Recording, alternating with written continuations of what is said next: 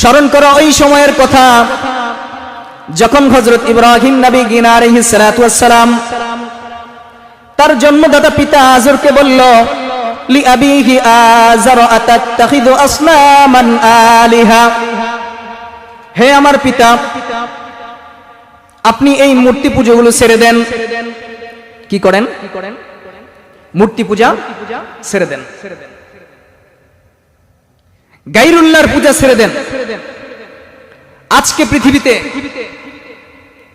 আজকের এই সময়টাতে বর্তমান পৃথিবীতে ব্যাপক পরিমাণ মুসলিম অমুসলিম সকলেই আল্লাহ রাব্বুল ইজ্জাহ ওয়াল জালালের সাথে শরীক করতেছে, ঠিক কিনা?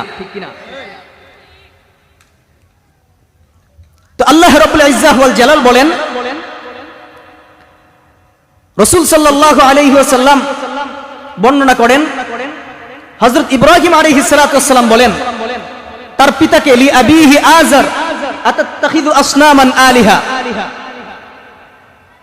ইন্নী আরাকা ওয়া কওমাকা ফি দালালিম মুবিন, নিশ্চয় আপনি এবং আপনার কওম, যারা আপনার জাতিগোষ্ঠী আছে, সকলেই পথভ্রষ্টতার মধ্যে রয়েছে।